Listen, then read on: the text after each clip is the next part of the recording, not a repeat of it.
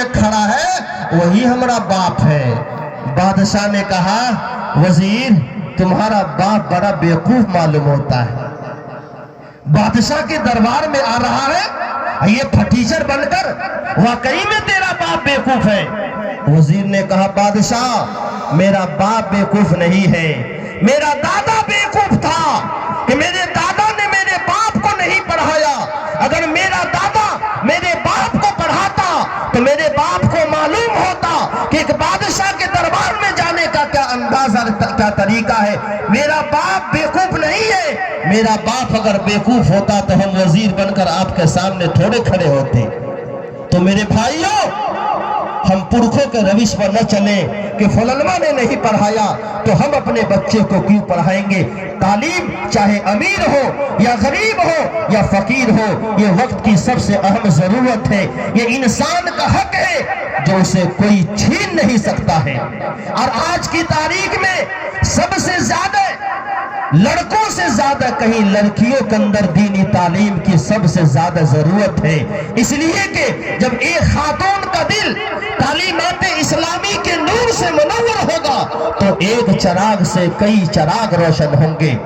اس لیے کہ جب بیٹی قرآن پڑھنے والی ہوگی، جب بیٹی اللہ کے رسول کے کردار کو پڑھنے والی ہوگی تو اس کی نظر حضرت سمیہ کے کردار پر پڑے گی، اس کی نظر بیوی فاطمہ کی صفت پر پڑے گی، اس کی نظر حضرت مشاطہ رضی اللہ تعالی عنہا کی استقامت پر پڑے گی، ان کی زندگی میں یقیناً انقلاب پیدا ہوگا۔ اس لیے آج کی تاریخ میں جو نوجوان بیٹیاں ارتداد کا شکار ہو رہی ہے، اپنی عزت و آبرو کو نیلام کر رہی ہے،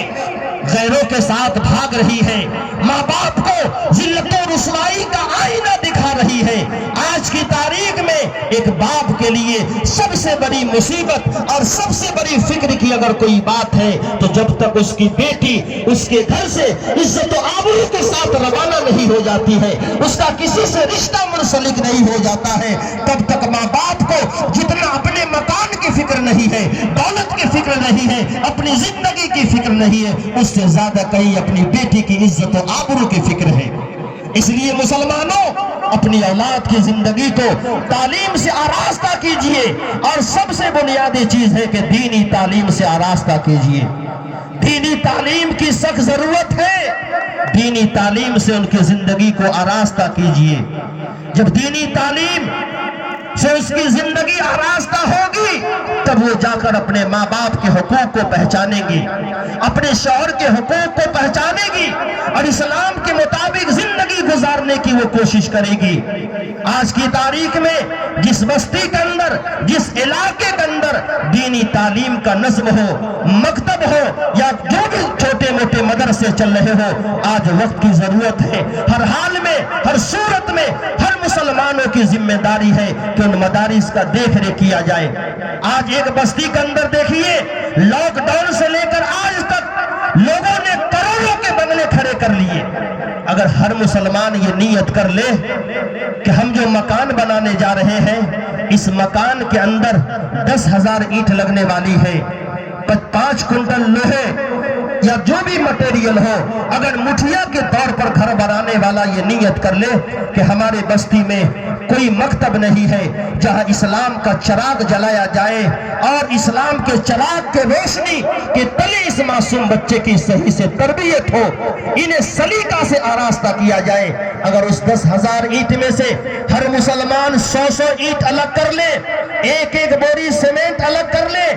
لوہے الگ کر لے، ایک ٹینا گٹی الگ کر لے اور یہ نیت کر لے کہ گاؤں میں جب بھی کوئی مکتب قائم کرنے کی ضرورت پیش آئے گی ہم اللہ کے راستے میں دان کر دیں گے، تو بتائیے کسی مولوی کو در در کی ٹھوکریں کھانے کے لیے رسید چھپا کر اور لوگوں کے سامنے جا کر بھیک مانگنے کی ضرورت پڑے گی؟ کبھی نہیں پڑے گی۔ مسلمانوں ہم نے اپنی اولاد کو مکان تو دے دیا ہے، یہ جانے والے ہم دنیا سے جاتے ہیں، جانے سے پہلے ہم نے اپنی اولاد کو زمین و جائیداد کا مالک بنا دیا، بینک بیلنس کا مالک بنا دیا، یہ بنگلے یہ بلڈنگ ہم نے دے دیے، لیکن کبھی ہم نے سوچا کہ ہم نے اپنی نسل کی ایمان کی حفاظت کے لیے، ایمان کی بقا کے لیے ہم نے اس کے لیے بستی میں ہم کیا چھوڑ کر دنیا سے جا رہے ہیں؟ اگر محلے والے یہ ٹھان لے، یہ ارادہ کر لے، بہت ساری بستیوں میں ہم نے دیکھا ہے، مجھے 12 پروگرام میں جانے کا موقع ملا ہے، اللہ نے وہاں کے مسلمانوں کو ایسی توفیق دی ہے کہ مسلمانوں نے آپس میں مشورہ کر کے اور یہ خوبصورت مکتب قائم کر کے اپنے پسینے کی کمائی سے ایک خوبصورت مکتب قائم کر کے کسی مولوی کے حوالے کر دیا ہے کہ آئیے اس مکتب کے اندر ان چھوٹے چھوٹے معصوم بچے جن کی زندگی تباہ ہو رہی ہے، نسل برباد ہو رہی ہے، یہ ابھی پودا ہے۔ آپ نے دیکھا ہوگا ایک کسان جب کھیتی کرتا ہے اور کوئی فصل پودے کی شکل میں ہوتا ہے، روزانہ کھیت دیکھنے کے لیے جاتا ہے، اگر کوئی جنگل ہو اکھاڑ کر پھینکتا ہے، وقت پر پانی دیتا ہے، کھاد ڈالتا ہے، لیکن وہی پودا جب جوان ہو جاتا ہے، کاٹنے کے قابل ہو جاتا ہے، پھر کسان اس پر محنت چھوڑ دیتا ہے۔ یہ معصوم سے بچے کی زندگی اسی پودے کے مانند ہے۔ اگر ان کی زمانہ طفولیت میں اور معصومیت میں ہم نے اس کی تربیت کا خیال نہیں کیا، اس کی تعلیم کا خیال نہیں کیا، خدا کی قسم یہی اولاد جس پر ہم آج ناز کر رہے ہیں، ہم کو بیٹا ہوا ہے، ایسا نام رکھو کہ محلے میں کسی کا نام نہ ہو، کہیں ایسا نہ ہو کہ فلاں کے بیٹے کا نام عبداللہ ہے، اگر ہم بھی کہیں عبداللہ رکھ دیے، کہیں اس کے نام سے اندر آباس کا پیسہ آیا تو کہیں دوسرا عبداللہ نہ اٹھا لے، ایسا نام رکھ دو کہ سماج میں کسی انسان کا نام ہو ہی نہیں۔